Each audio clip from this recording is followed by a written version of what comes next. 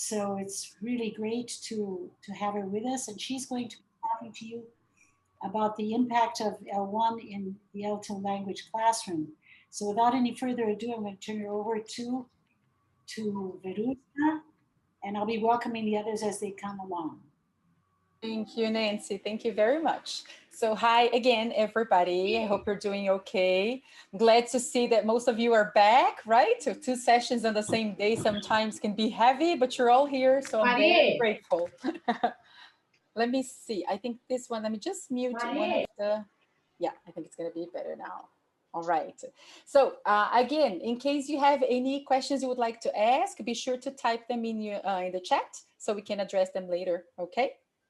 All right, so look, let me share my presentation with you.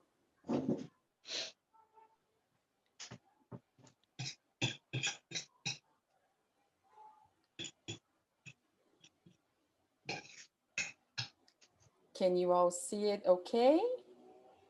Yes? All right, thank you, great. Okay, so what we are going to talk about a little about now is how exposure to L1 and L2 impact L2 performance in bilingual children. That's a big title. Oh my goodness. So first of all, we have to get something straight. What is L1 and what is L2? Can you help me with that? I'm going to use the chat a lot today, so I count on your participation, okay? L1 and L2, what are those terms? Level 1 and level 2, language 1 and level 2. Almost, but it's not. That's the first language. L1 is like the mother tongue language, and L2 like the second language. Yes, there you go. Yes. I can't really see who said that because of the slides, I don't see everybody's faces, but that's it, okay? L1 is first language. So for us Brazilians, first language, Portuguese. Most Brazilians at least, not bilingual families, okay? So L1, our first language, our mother tongue, right? So for us, for our community, the reality we have in our schools, Portuguese. L2, second language, okay? So in our cases, English teachers, we're teaching English as this L2, this second language, okay? So I think now it's a bit easier to guess what we're going to talk about today, because the idea is when we teach our lessons, we sometimes use English, we sometimes use Portuguese. So students are exposed to English and they're exposed to Portuguese, right? But what is the impact of each one of these, right? And I'd like to start by showing something about BNCC. I'm sure you're all familiar with. Let me just stop and share again, because I don't think you're looking at the same slide as I am. Let me start again.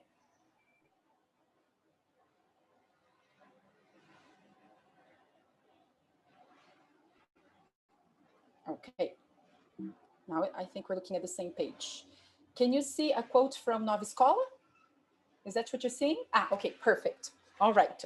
I think we can start our discussion and our reflection today by looking at this paragraph from Nova Escola. It's a quote from an article in Nova Escola. I can send you the link later. I can share with you, but you can see it here too. It's an article about what changes BNCC brought to English teaching, okay? And here's what it says. From a foreign language, língua estrangeira, a foreign language, to lingua franca. What does that change in our teaching practice? So now I'm going to ask you to have a look at what it says here. A foreign language, okay? This one here. A foreign language is English, French, Spanish, German. Our mother tongue is Portuguese. So any other language is a foreign language, right? Spanish, French, Italian, Japanese, Chinese, they're foreign languages. But now in BNCC, English is considered a lingua franca. And this is what it means. English is used by everybody to communicate, okay, with different people around the world. So we're not talking about only a foreign language. We are talking about a global language or an international language, okay? The way you prefer to call it. But this is what lingua franca means. It means that this is the language people are using around the world to communicate. So it is the language that we Brazilians are going to use to communicate with French people. It is the language that French people are going to use to communicate with Spanish. The language Spanish people are using to communicate with Chinese people, right? So now English is global, is the international language for communication. And this is a big change in the status of English teaching in schools, and a big change in our job as English teachers. Let's see if you agree with me, okay? Look at this final part of the quote especially. All teenagers and children can become citizens, real citizens, and feel that they are part of the world. They are part and they have access to everything, all the diverse contexts they may find, but they can have access to it.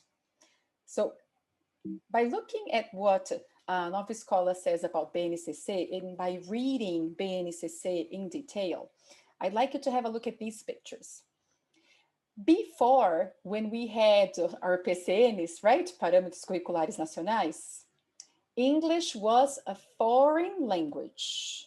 And by being a foreign language, English was a choice, right? I can choose to learn it if I like it or not. I can choose to study. The schools can choose to offer English, but they can also choose to offer Spanish. They can also choose to offer French because it was considered a foreign language, right? Something additional that the school would offer. BNCC brought us closer to what English really is. And this is, I think this is a very representative picture of what English is in our world right now. When you teach English to kids, teens, to anyone, you are giving them, you're making sure they have their right of access to everything in the world. You are including them in this globalized world. You are giving them to the right to understand information, to understand the news, to understand technology that is mostly in English, to understand different cultures because they have one language in common they can use to communicate. So you're giving everybody access. You're giving them their right to have access to this world, okay? This is a big change because before, when English was seen as a foreign language, we could teach about the language. We could teach English in Portuguese. Very quickly, let me stop sharing here for a minute so I can look at all of you. Thumbs up if you taught English in Portuguese anytime in your career. Thumbs up, please. Let me see how many people have had this experience. You see, it happened a while ago, maybe a long time ago. Teaching English in Portuguese was acceptable because you could talk about the language, right? You would talk about grammar, you would talk about the vocabulary, but not necessarily use the language in class, use English in class, right? To help students learn. So in the past, most of the students had a lot of exposure to Portuguese in English classes and not to English. And this has changed in most cases, but not all of them. But it's something that needs to be changed. Okay? Something that you can also find when you read BNCC, they talk now about the whole experience of communication.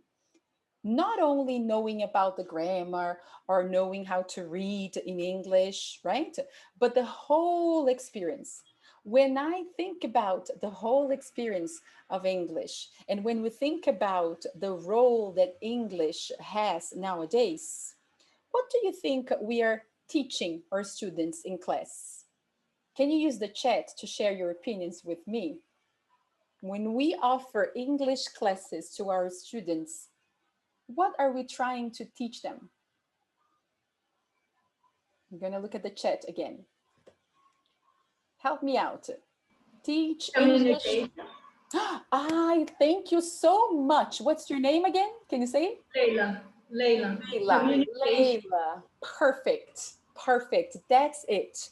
Now we have to make sure that, and Regiane too, we have to make sure that we're teaching our students English for communication, because this is what they're looking for, right? And this is how they're going to have this whole access to this globalized world. Another question, if we want our students to learn English for communication, what language should they be exposed to more often in class? L1 or L2? Yes, Alex, English. Chris, L2. Tati, L2. Sandra, L2. Yes. So I think we are all on the same page. We all agree that more exposure to English in English classes is better than too much exposure to Portuguese, or too much teaching English in Portuguese, teaching about the language. Okay, great. Off to a very good start if we all agree on that. Okay, so when we think about it, you know that your schools, they have taken a first step, because all of your schools have found a partner to help you achieve this objective. So now you have a partnership with Cel.Lep, you have a supporting team to guide you, you have materials to support your teaching, you have people to discuss ideas with, you have webinars, you have these encounters. So all those schools have taken the first step. I want something more. I want to offer my students something more, because I want them to be kids and teens that can communicate in English, right? I want them to be bilingual children. Okay, but sometimes when we think about the transition from one thing to another, the transition from using a little English, a little Portuguese, a little mix of both in class, to the point where you can only speak English and teach your whole class in English, transition can be difficult. Okay, sometimes you feel very frustrated and you have this impression here, I won't do it. I just can't do it. But then you start moving and going up the steps we have here, from I can't do it, I can't teach this whole class in English, it's impossible, to okay, but I want to do it. I want to make this change for my students. I want to speak English more often so they become better communicators. Then you get to the next step. Okay, how do I do that? I don't know how to teach this whole class in English. They don't understand. They don't know what I'm saying. They keep using Portuguese the whole time. I don't know how I can do that. So what I brought here today is a little bit of this step here. How do I do it? Some steps, because I know that you are going to be studying more and more and learning more about it, and you'll be able to get to the top and say, yes, I did it. I teach my whole class in English. My students are communicating really well in English, and I'm very, very satisfied and pleased with what I have achieved. Okay. And I guess maybe from now on, this is the question you can ask yourself about your career, right? Which step have you reached today? So I'm going to focus on how do I do it? Okay, I brought some ideas, some practical ideas and techniques for us to discuss and for us to think about and reflect on the impact these techniques can have in class. Okay, always with this in mind. I want my students to communicate in English. I want them to be good communicators, to have this access to everything in the world. Okay, ready to embark on this journey with me? Ready to share some ideas? I'll give you some, but please feel free to add some more, okay? Add more steps here to help everybody. So let's think about, first of all, English speaking environment. What does that bring to mind when I say English speaking environment? Write some ideas in the chat for me, please. Let me look at the chat. English speaking environment. Okay, stories, puppets, figures. Thank you, Sandra. What else?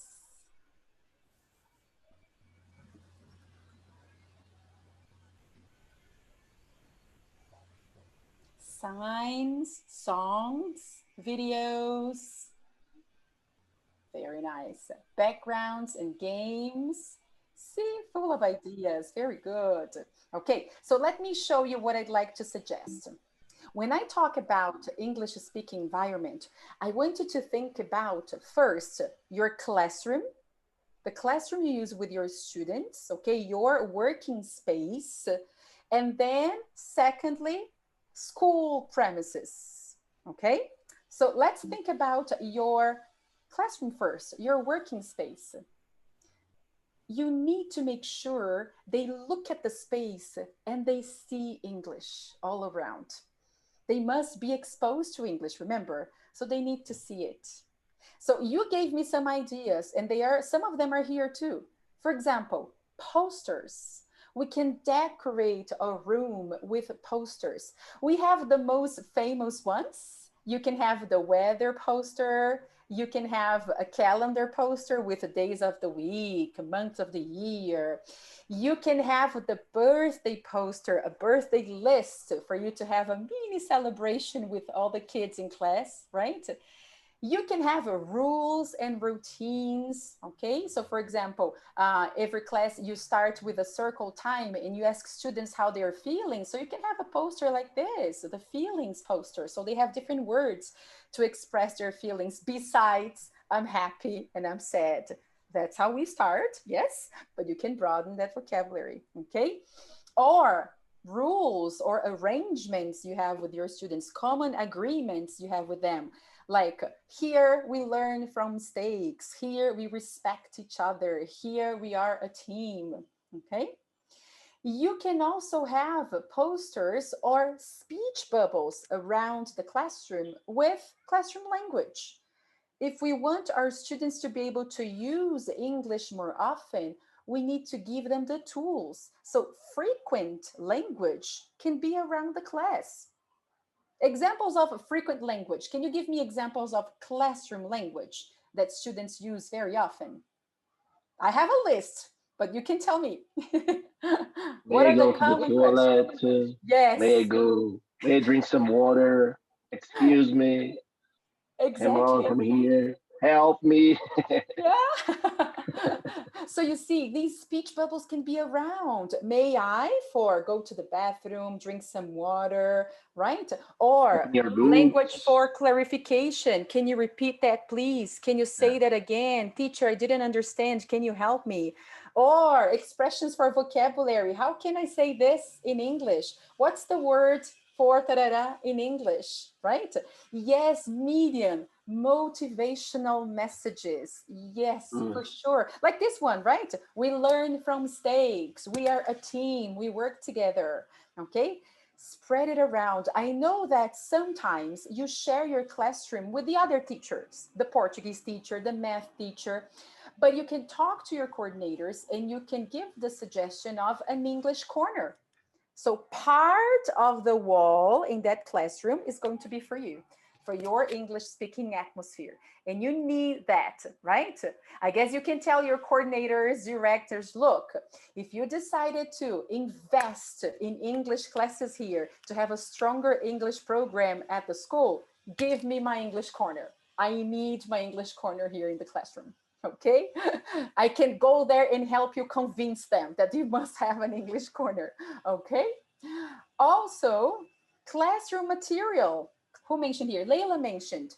You can label your class board, book, pencil, marker, TV, computer, projector, remote control. You can label items because when students say, for example, teacher, I can't see a lousa, teacher.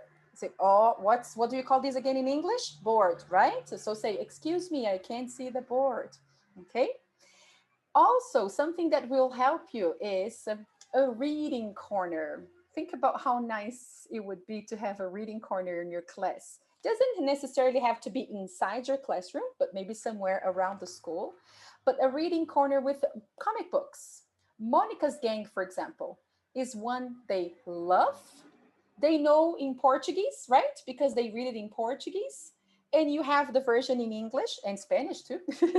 But you can have a reading corner with lots of comic books. You can have lots of graded readers. So for example, the reading corner for Educação Infantil, lots of books with pictures, readers with pictures. The reading corner for Fundamental 1, you find graded readers, the ones that are okay for their levels. The reading corner for Fundamental 2 can have magazines with articles. For Ensino Médio, things about careers, newsletters, and etc. Right? But if you have a space where there are things for them to get in touch with English, this can be something you use in class as a strategy for fast finishers. You know that sometimes when you propose an activity, when you're going to have an activity with your students, some pairs or some groups, they finish faster. And you need to respect the pace of the other ones that are going to take a little longer to finish the activity. So reading corner can be a suggestion for those students. Something like, okay, you've already done, you finished that? Why don't you go and grab a comic book for you to read? I'm going to help the other group a little bit, okay? But enjoy yourself. Choose a book for you to start reading, okay? And then you can give attention to the other group that needs more time to finish a certain activity, while the others are reading and having fun with books, comic books, and books in English, okay? So this, again, it's a way for you to keep an English-speaking environment, even when they are not performing a task itself, okay?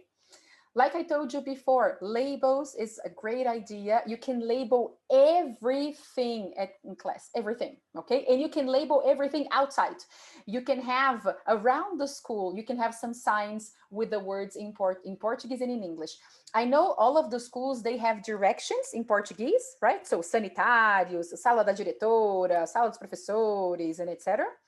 As a project with your students, you can create these signs in English too. The students can draw. So how do you say sanitários in English? How do you say salas professores in English? Let's try and think about our school in English and have this project. Leila said that you usually have a short time for class, right? It's all about planning. So you don't have to do it all at once. It can be little by little. For example, if you like the idea of the reading corner and you want to have a reading moment, it can be, for instance, every Friday. Every Friday, I'm going to give you 10 minutes to enjoy the reading corner. So you save this amount of time. It's not a lot, but remember, it's a step. Always think about small, achievable steps, right? Okay, and something that Miriam mentioned that goes with what I mentioned here, unexpected exposure to English around the school. When they come to English class, they know they're going to find posters in English. They're going to make the posters themselves. They're going to find the speech bubbles for classroom language and etc. But you can also have a project with your students, with your coordinator, with the school, to have some messages around the school in English. So they get exposed to English without even expecting it. So something, for example, next to the water fountain, something they can read. It can be a motivational message. It can be also something to teach. Something like, do you know how to say bebedor in English? This is how you say it, and the word in English. Okay, so you can spread English around. And this is also valid for students' work. Imagine how many things they do in class with you. They color, they draw, they write compositions, they create posters, they prepare projects. Why not put this all around the school for other students to see? This is also exposure to L2. I'm going to read what another student's prepared. I'm going to see what another student learned in English, okay? So take students' production, their portfolio, spread it around. I know that we have this a lot for science fairs, for Portuguese projects, for chemistry, geography, but sometimes there's very little for English, right? Find more space. Say, look, I have all of these portfolios from my segundo ano, and I want to show it. I want to spread it around in the cafeteria for other students to see, okay? And the last thing, realia. When we talk about realia, we are talking about the objects, the things themselves. So for example, here, if you're going to talk about food, make sure you have some plastic items for fruit, vegetables, or even dishes, right? If you're going to talk about animals, make sure you have those animals figures. Or if you're talking about family, bring some action figures to play the family, to play the role of the family, okay? So this is important for you to create this English speaking atmosphere, this environment. And these are things you can put into practice tomorrow. Just organize, plan, and put into practice tomorrow, okay? All right. Can I move on? So number one, English speaking environment, great. Let's talk about something else. What about vocabulary projects? I'm sure when you are teaching a class, you have a lot of how can I say questions, lots and lots, because we know our students are very curious and they want to say everything. Okay. But you also have a lot of new expressions, new words from the book use, from Maker Kids, from Decoding, from Global Kids, right? You have lots and lots of language. How can we make it memorable? If we just see it once in the book or we show them once on the board, not really memorable. But if we develop projects throughout the year, chances are we are going to help them choose the language that is more relevant for them, personalize language, and memorize language that is meaningful for them. Okay? So here are some suggestions. When you think about, let me just disclaimer here. When I say vocabulary, I'm not thinking about words in isolation, okay? For example, food, fruit, pizza, spaghetti, and etc. But words in a context or expressions. So for example, I'm thinking about food for breakfast. Lots of words they say that they have for breakfast, but I want them to remember, I have blah, blah, blah, blah, blah for breakfast. So there is a situation, a context for them to use those words in. So here we go. Look at these possibilities here. You can have a vocabulary poster in class. And it would be something like this, like you see here in the picture, okay? But a poster, not a board. You have a category, for example, breakfast, and lots of post-its with words that we use to say what we have for breakfast, okay? Or another category, you're studying the lesson about animals, but you are talking about wild animals. Because if you teach Maker Kids, remember there is a lesson to talk about pets, there is a lesson to talk about wild animals, and there's a lesson to talk about sea animals. So you can have a category, right? Pets, wild animals, sea animals, and post-its, colorful post-its for them to use, okay?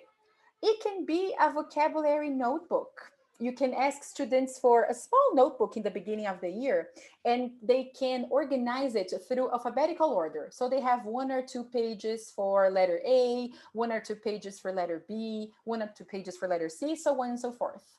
And then they're going to add the words they learn to this vocabulary notebook. Now that we are teaching online, it's difficult to have a poster or a bag or a notebook, so we can think about a vocabulary Padlet. Padlet is what you see here. It's actually something online. It's just like a big bulletin board online, and students can add notes as if they were adding post-its to this bulletin board. They can choose the colors and personalize and etc. So you can have them create a poster using Padlet. Okay, you can find padlet.com, and then you can start playing around a little bit and creating Padlets. Okay, but why is the idea here? The idea is for that to become a routine. It is a project for you to develop throughout the year, and it should be a routine of your class. And what kind of routine is that? You are going to use it to wrap up the class. So when you're finishing your class, before you say goodbye, you're going to say, okay, students, Let's add some more words to our vocabulary. Poster, bag, notebook, Padlet, whatever you decide, okay? I want you to choose a word you would like to remember from our class today, okay? Write it down. If it's a post-it, for example, write it down in your post-it note. I'm gonna give you a minute. And you're going to have like this, friends, love, wealth, and etc. They choose. You collect those post-it notes and you add them to the poster, or you put them in the bag, or they type in the Padlet online, or if they have a notebook, they should choose the words they would like to add to their vocabulary notebook. So always a routine at the end of the class. Students choose the words, the expressions they would like to remember, that the ones that were meaningful to them, okay? And this can be done at any level. You can do that with your kids in Fundamental 1, but you can do that even in a more challenging way with your Fundamental 2, right? And they can write, they have more abstract concepts to discuss, not like breakfast, lunch, and dinner. Sometimes they have technology, okay? And they can add these expressions as well. Then it's also part of your routine for the beginning of the class, because you can use the poster, the bag, the notebook to warm students up for the class. And you can decide from a number of activities. You can, for example, you can play a guessing game. One student describes the word from the vocabulary poster, and the other ones will try to guess, right? For example, suppose I have the category for breakfast. Lots of words for breakfast. And I am the student, I got one word and I have to describe it for you. And you have to guess what it is, okay? So listen to me. It's a fruit, it's red, it's very popular in Brazil. Write in the chat if you could guess what I'm talking about. It's a fruit, it's red. You got it, medium, touch, apple. So students can do that, right? They can describe, the other ones will guess, but there must be another step, a further step. You guess apple, say something about it. I have apple for breakfast. I never have apple for breakfast. I don't like apple very much. So they got the word. Now use it for something. You reviewed, recycled the word, put it into a situation, a context, okay, to communicate. Remember that we are aiming at communication, okay? So riddles, Vivi, riddles is one possibility, like this guessing game. You can also have students look at the category and talk. So they have a list of words for breakfast. You tell them, look, sit together and describe what you like to have for breakfast and what you don't. So they look at the words, say, I have apple for breakfast. I don't like banana very much. I don't like coffee. I have milk for breakfast, and keep going, okay? In pairs, small groups. You can play bingo. They choose different words from the vocabulary poster, put them down in a bingo card, and then play bingo with you, okay? For younger ones, they don't have so much the skill to describe, to define a word like Fundamental 2, for example, is going to have, or later in Fundamental 1. So maybe with the younger ones, you can play simpler games. They look at the word and they mime the words to students. Or they look at the word and they use that game. I don't know if you have ever played that, but invisible writing or invisible drawing. They use their magic fingers. So they write, for example, I want to write apple. So they have to go like, apple. Okay, and the other ones will have to guess what the word is just because they're looking at this invisible writing. Okay, it can be invisible writing on your friend's back because then you feel it, right? You can write the word, choose a word from the poster, write it on your friend's back. And again, always that further step, use it to communicate. So great, it's apple. What can you say about it? Do you have apple for breakfast? Talk to your friend. Okay, great, it's juice. Do you drink juice for breakfast? Talk to your friend about it. Okay, So vocabulary projects can be used as part of your routine, and you can decide how often, because of what Leila said.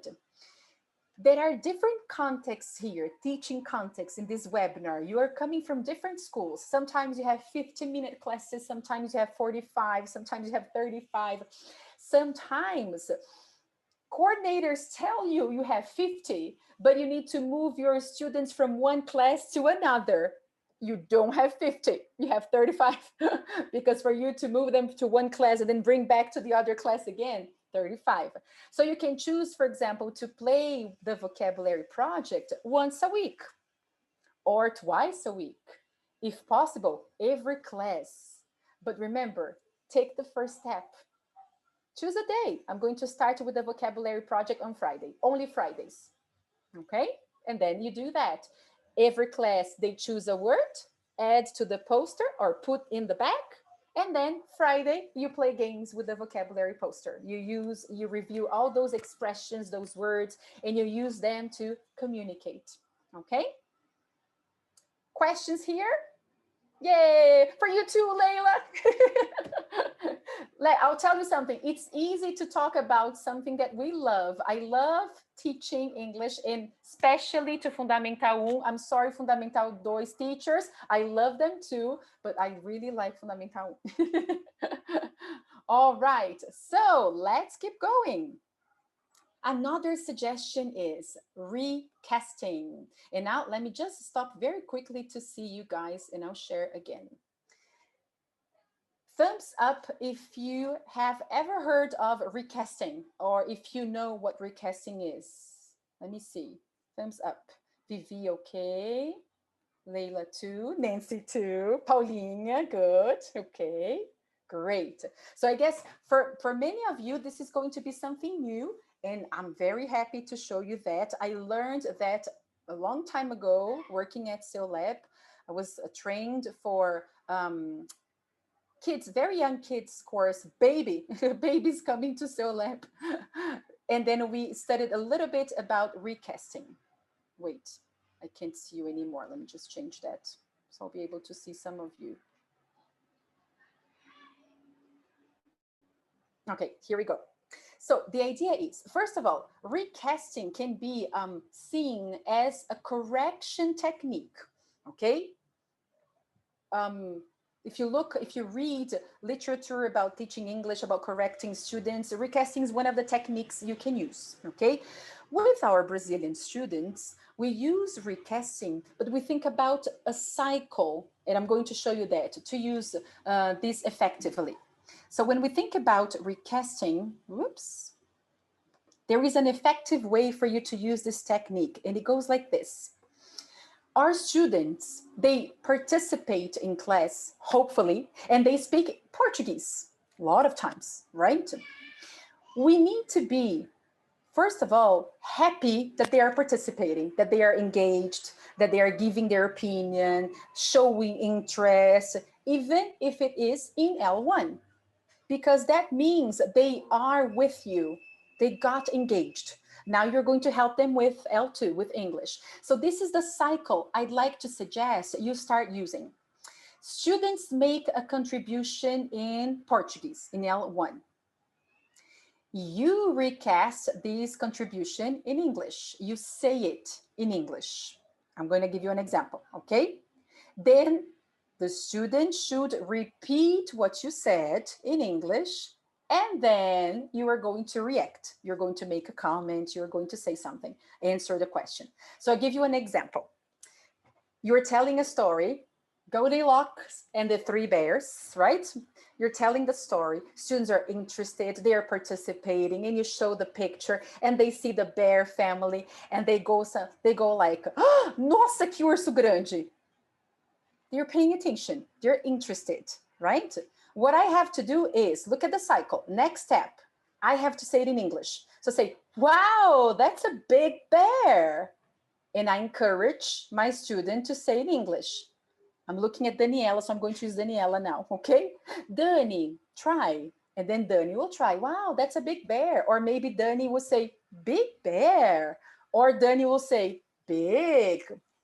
I'll give her her time, right?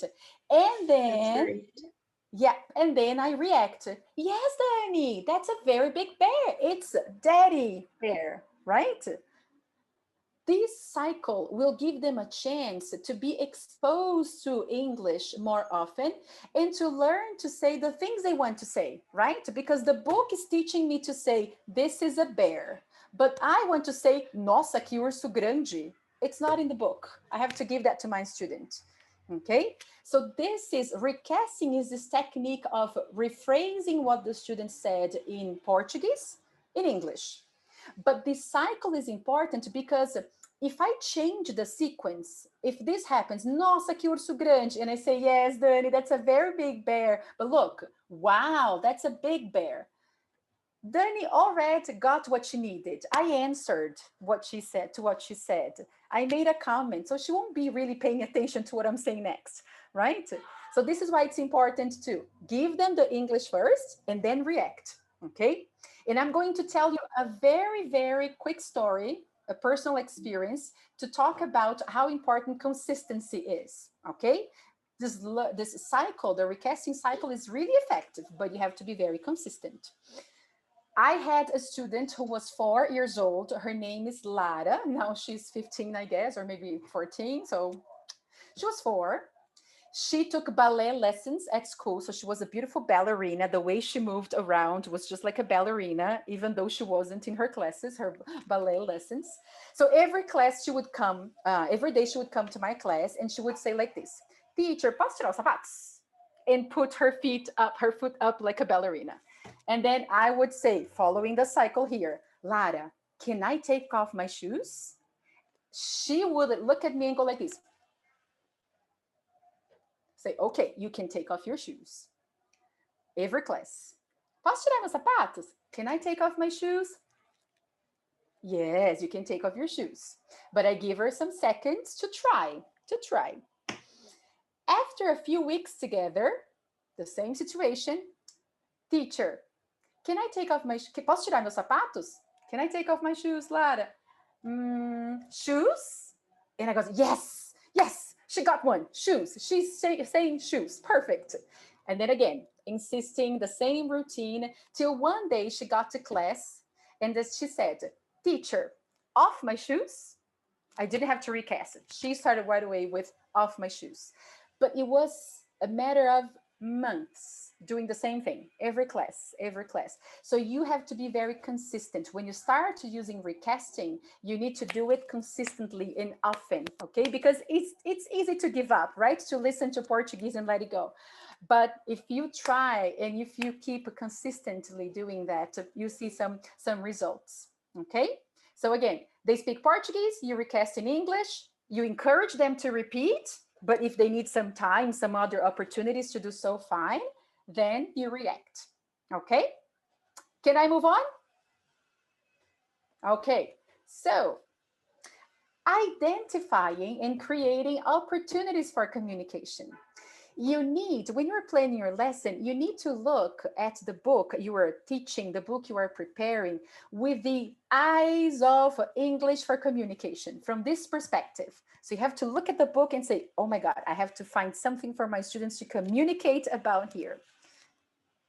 We need to put on these glasses. And I know that sometimes it is difficult, okay? So I brought this example here. This is from Maker Kids 3, all right? You have this activity in the book, stick and personalize João. So students can choose, right? The stickers they would like to put on the little doll here in the book. And because they are learning clothes, okay, sorry, I didn't give you the context, but it's a unit about clothes. They learn to talk about what people are wearing, okay? Do you see an opportunity for communication here at first? If you look at this activity, do you see any communication purpose here? Not really there, right? It doesn't say talk to your friend about this or share, show and tell. It doesn't. It says stick and personalize João. Do your thing, right? But we can find a communicative opportunity here. For example, what if after they finish, we tell them, look, now that you're done, talk to a partner and find out what's similar and what's different. Because they can choose from different stickers, right? So maybe they'll have the same João in their books. Maybe they will have completely different Joãos in their books, right? It's not in the book. But because I know that I want my students to be able to communicate in English, I bring this opportunity. I use the chance I have here. But again, for you to do so, you need to be wearing your communication glasses. Look at every part of the book and try to find communication opportunities, okay? And if you can't see it, call for help. Because you have a group of teachers, you can talk to other teachers, you have a mentor, you have Gustavo, you have Fernanda. Show them the page and say, I don't see any communication here. I don't see any communication purpose. Help me out. How can I make this more communicative? Okay? All right, and Fernando too. Sorry, I forgot. You have Fernanda, Fernando, Gustavo, Nancy is also in the team. I am with some schools in the team. I can see Leila here. Leila is with Fernando, right? Fernando is your tutor. Very good. Okay. Yes, I know we work together. I know how you feel. Okay. Look at this one. Bingo. This is easy, right? Stick, draw, and play bingo. Communication opportunity here. Do you see any at first? Not at all. It seems to be, of course, a fun activity, an activity that is focused on vocabulary because they're going to choose words, okay? Of course, it practices listening because they have to listen what the teacher says to be able to mark the words down or the pictures down the grid. Okay, perfect. So we play bingo and then we finished, right? Look at this. It's the example I was giving you when we were talking about vocabulary projects. It is about breakfast. They're going to choose pictures of food, okay, for breakfast. Can I use this moment here and create a communication opportunity? Do you see a possibility here? I can see some yeses and I can see some things because a dark square on my screen. But yes, there is. And this is just an example, okay? Talk to your partner and say what you like and don't like for breakfast. Right after the bingo, we played bingo. Everybody had fun. I gave, I don't know, presents for everybody for playing bingo. Say, okay, now get together and talk about the items you have. Talk about what you like. For example, if I have milk, coffee, and cereal, I say, I like milk for breakfast. I like cereal too. I don't like coffee or I like apple. Say it, communicate with friends, okay? So you see, it's not there. It's not saying talk to your partner, show your partner, tell a friend. But when you look at it, you can have your communication glasses and you can see the opportunity, okay? So that's my next recommendation. Wear your communication glasses for every time you are preparing your lesson and identify opportunities. And if you can't, ask for help, okay? Having said that,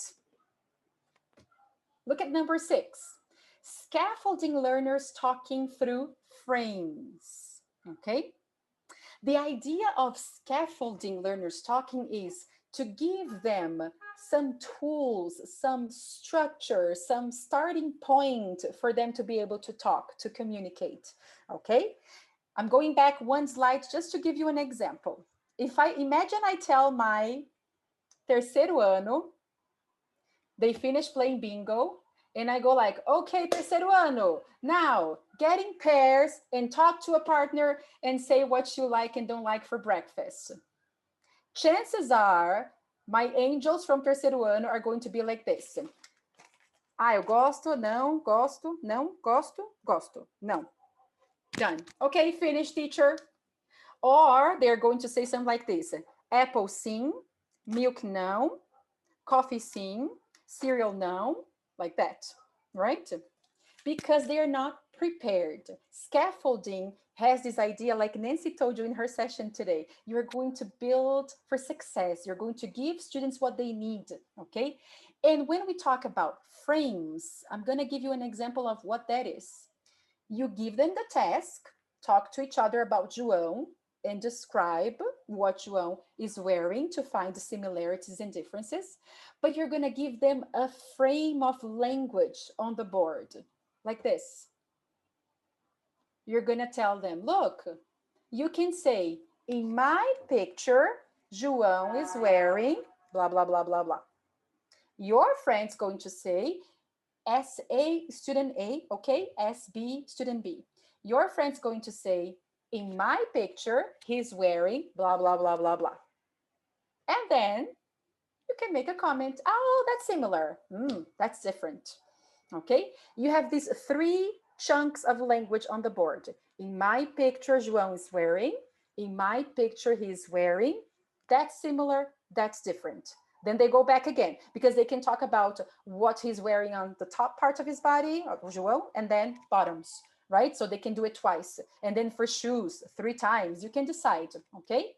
So they repeat this cycle 3 times. In my picture, João is wearing a t-shirt. In my picture, he's wearing a t-shirt. Oh, that's similar.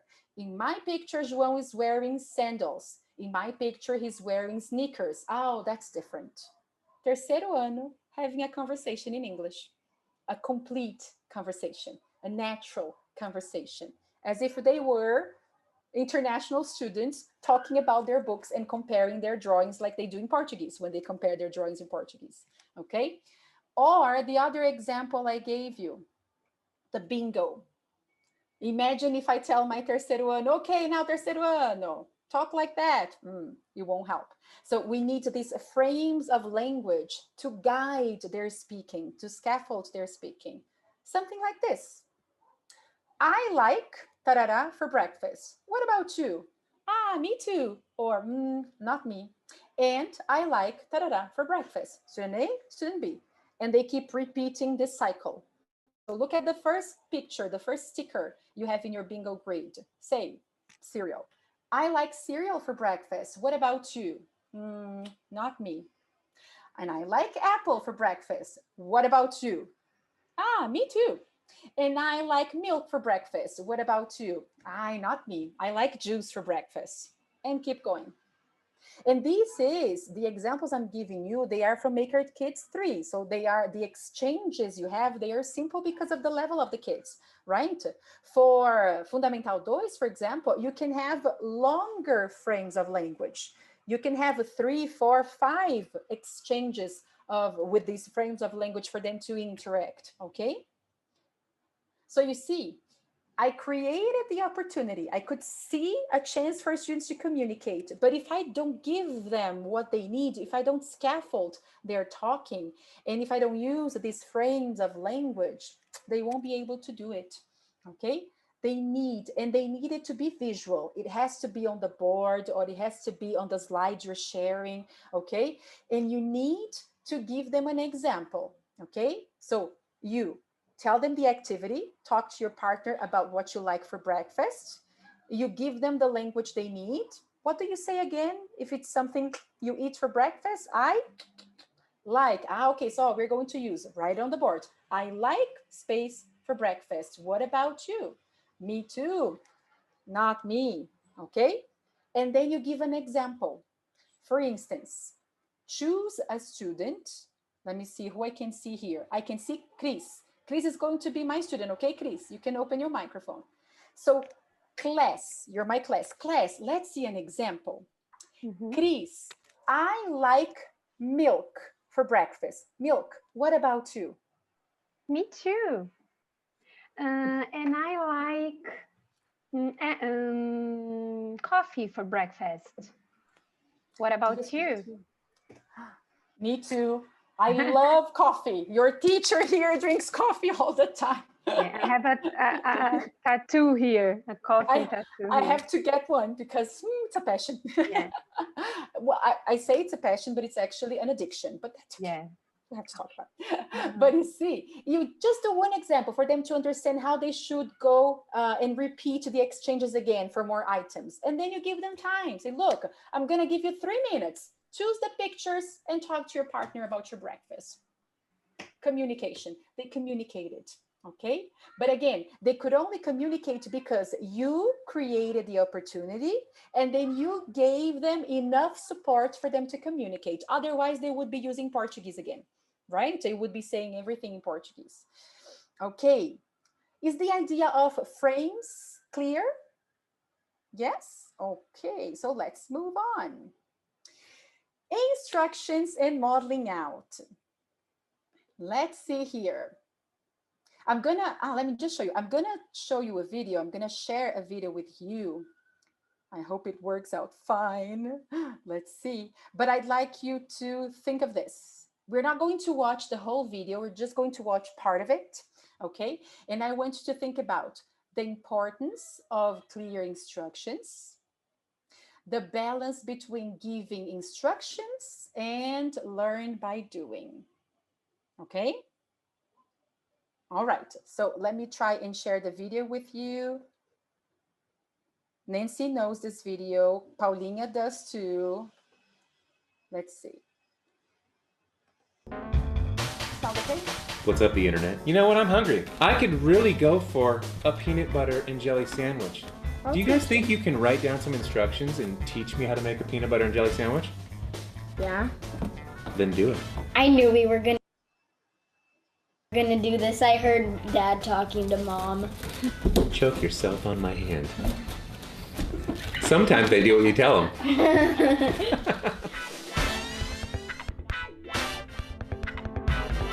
Dad, I'm done. Step 1. Get 2 pieces of bread out. Got 'em.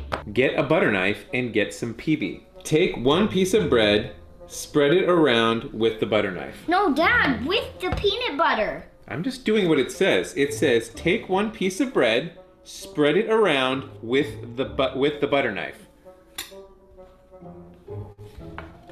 Hold on. Get some jelly, rub it on the other half of the bread. No, Dad, open the jelly. Well, it doesn't say to do that. Put the breads together on top of each other. Take a big bite. This doesn't taste like a peanut butter jelly sandwich. Fail. Yeah. Oh, yeah. Sorry, I had to make it extremely specific. Oh, good. I'm starving. Take 2 pieces of white bread out of the bag. Take the lid off the jar of peanut butter. Get a butter knife and stick it inside of the peanut butter jar. With the knife, scoop a bit of peanut butter out of the... That means like a lot. A bit means a lot? In my world. Spread your scoop of peanut butter onto 1 of your pieces of bread with the knife. All right? There we go. You're doing better than before, though. Open the jelly jar. Squeeze it onto the other piece of bread. Nope. Done. Closer. Get. Okay, I'm stopped. You can watch the whole thing later. Okay, just Google peanut butter and jelly sandwich challenge and you're going to find this video. Okay, but let's go back to instructions, right? What's the importance of instructions? Clear instructions. Leticia likes this video. So you saw that before, right? I really like it. You see that sometimes we prepare instructions to our activities and we take for granted that students will understand what to do because our instructions sound great. But when we actually see students performing it, we go, oh my goodness, what did I see? Why are they doing that? Because I didn't tell them to do that. Like she says, a bit, right? A little bit of peanut butter. And then he gets just a bit. And so, no, but a bit means a lot. A bit means a lot? Well, in my world, just a teenager, right? So you see that clear, precise instructions are really important. You have to really think through what you want your students to achieve. And this goes with what Nancy told you earlier. Planning back to front goes for that too. I want my students to be doing this. So let me think about the activity itself. They're going to be in pairs and they're going to be saying this. So if I want them to be able to say this, I'm going to play my instructions now. So it's not instructions first and then activity itself. It's the outcome, the production they're going to have. Now go back and play the instructions, okay? Having said that, instructions, precise and clear instructions are great. They are very important, but they should be brief. Because if we try to explain too much, just like it happened in the video, you explain too much and even so people can get lost. So that's the idea of balancing the instructions with actually doing the activity. Do 1 or 2 examples with your students. So when you explain the first time, you give instructions the first time, and your students say, Fê, não entendi nada que você falou. Don't give up and go to Portuguese. Ok, vou falar em português para vocês saberem o que é para fazer, ok? Don't give up. Say, okay, I'll give you an example. Let's do one together.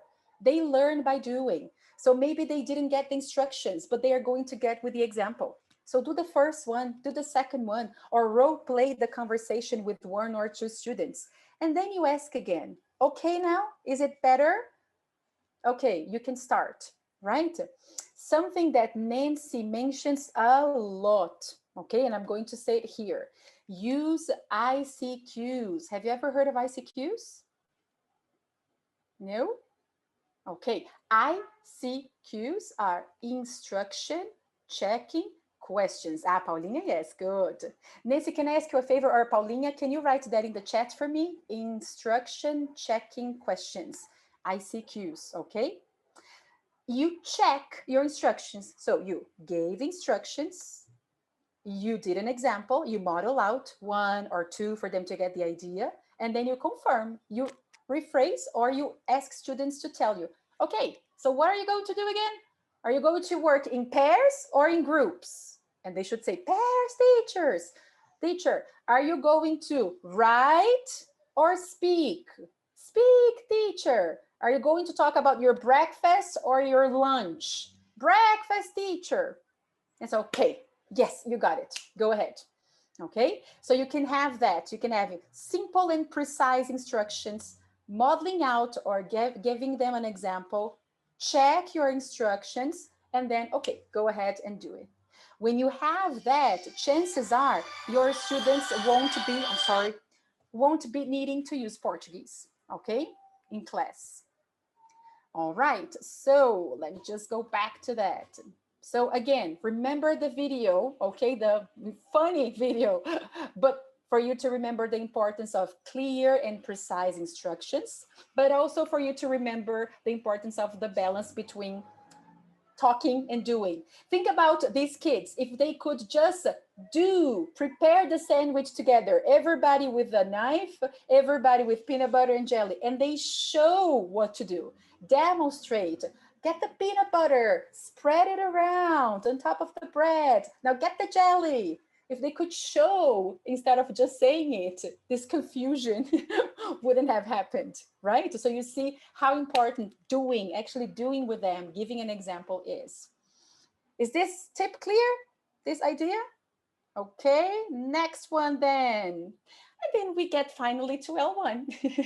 So using Portuguese in class is a crime. Is it forbidden? Are you going to go to hell because you spoke Portuguese in an English class? No, you're not, okay? Because most scenarios, I believe all of you, most of you have monolingual groups. You're teaching English to Brazilians and you are Brazilian. So everybody shares the same language. Everybody knows Portuguese and speaks Portuguese. So you can use this to your advantage, okay? Judicious use of L1 is more than welcome, okay? Because you're going to facilitate learning somehow. The big question is, when you think about using Portuguese in class, big question is, are you using Portuguese as a tool or are you using it as an excuse? If you're using it as a tool, It's because you really identified a student need to connect using mother tongue, to comprehend something better using mother tongue. And you are just catering to that specific need at that specific moment in time, okay? When Portuguese is an excuse, that's the problem. An excuse for not preparing the lesson well, an excuse for not knowing the language you're teaching, an excuse for not preparing your instructions right and precisely, an excuse for not being patient with your learners' pace and time because they have different pace and time, right? An excuse because you didn't plan your timing right, so you're behind schedule. When you speak English, things take longer. When you speak Portuguese, things are faster, but learning takes place in both ways, not so much, right? So if it happens, if you use Portuguese in class, just after you finish, go back and have this reflection moment. I used Portuguese today.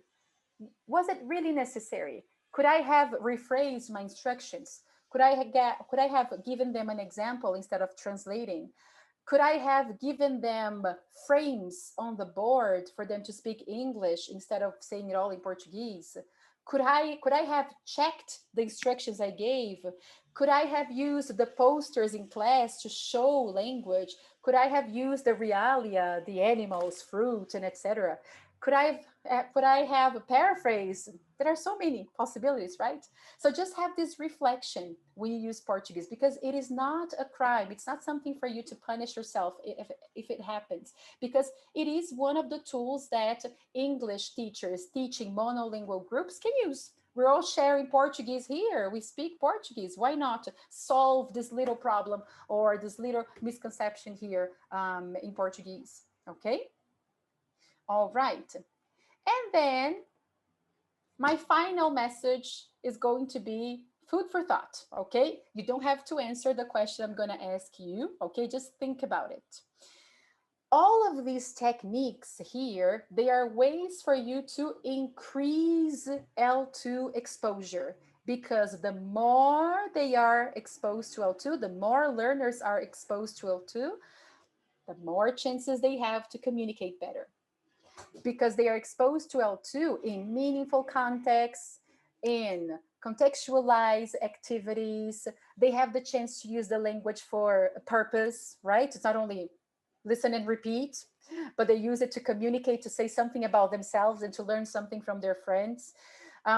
When you use recasting, for example, you are acknowledging their participation in class in Portuguese and recasting so they can start to use English. So you're bringing them to class. So all of these ideas for you to use, start using to increase this exposure to L2. You can only do that when you feel comfortable with the language. I can only teach a whole class in English when I feel comfortable speaking English. Okay, so my question is, what about you, teacher? How has L2, exposure to L2, impacted your performance? How much English do you listen to? Do you study? Do you read when you're not in class teaching?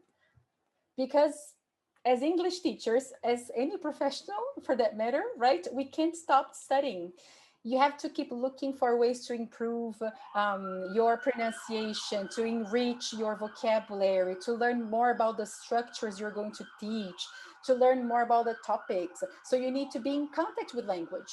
Read newsletter or the news in English, watch shows in English, take a course, take an English course. You're teachers already, but when you're teaching, the language you use with your students is completely different from the language you use in an English class when you're discussing with someone at the same level, right? You're there with advanced students talking about the political crisis because of COVID-19. Different, right? So go back to class, study English again. If not in an English course, find other ways. Take courses that are in English. This course that Nancy suggested earlier on Future Learn website, the whole course is in English. You're going to be studying something on methodology, but you're going to be exposed to more English, right? You're going to be in touch with the language. You can participate in the forum you're going to write in English, okay? But make sure that the same amount of exposure you're going to give your students to English, you have that too, okay, outside your classroom. So you feel confident enough and comfortable enough to teach a whole class in English, okay? Professional development, always keep that in mind, all right? Now my time is almost up, so I'd like to thank you very much. If you would like to discuss any of these ideas further, if you would like more suggestions, hey, Leila, thank you so much. This is my email, veruska.gallo@cel.lep.com. Just like Nancy, I answer emails too, so you can send me messages. I promise I'll get back to you, okay? But that's what I wanted to show you today. To answer the question from the beginning, the impact of L1, L2 exposure in the performance of bilingual children. Now you know the answer. They need more exposure to L2. Meaningful, contextualized, scaffolded for them to be better communicators, all right? So let me stop sharing. I guess we have some minutes for questions, if there are any. I'd like to thank you, but I'd also like to read Viviane Gonzalez mentioned something very interesting here. She says, I teach kids from 2 to 5 years old, and every day I sit with them for at least 20 minutes to play with class toys. And I always feel guilty about it because we have a 1-hour class, and I keep wondering if 20 minutes of playing is too much. But on the other hand, if I force too much, they lose interest and stop paying attention to me. Yeah. In this, I think, I don't know if you were here earlier when Nancy was telling you about, somebody asked about a question about young learners, right? And she said, they learn through play. So you are absolutely right. They need to play in class. And what you do is you set up an English speaking environment. As they play, you interact with them. So what are you doing? And what color is this? Oh, show your friend. Tell him what toy you are using and what color it is. I would like to play. Recasting works really well for young learners too. So they say, for example, agora eu quero brincar com carrinho. Now you want to play with a toy car? Okay, here's a toy car for you. Okay, use this technique with them too. But playing is their learning. They learn through play. So make sure that you have this moment with them and use it as a moment to interact, to expose them to English, right? Lots of English. So interact a lot with them in English and use recasting, okay? We have another comment too, which is from Miriam, who asks how she can scaffold speech with little ones, first and second year students from Fungion. For them, you're going to use a lot of recasting. You can't use frames, right? Because they won't be able to understand. But what you can do is use pictures, okay? So for example, let's suppose they are talking about animals. So you can bring pictures of animals for them to understand the sequence of the activity. This example we had with the meals, they have breakfast, lunch, and dinner. If you bring a picture of a family having breakfast, a family having lunch, a family having dinner, they can identify the difference because of what they're having, the food they're having, right? So they will know what breakfast is, what lunch is, and what dinner is. So then you can guide them through this. Now I want you to talk about your breakfast, okay? Tell your friend about what you eat for breakfast. And as little ones, they'll probably start with apple, milk. So, oh, you have apple for breakfast. That's great. You have milk for breakfast. Always expose them to longer stretches of language, okay? They can use words, but you expose them to longer stretches of language, okay? Pictionary, yes, Vivi, Pictionary is great. It's great for all levels.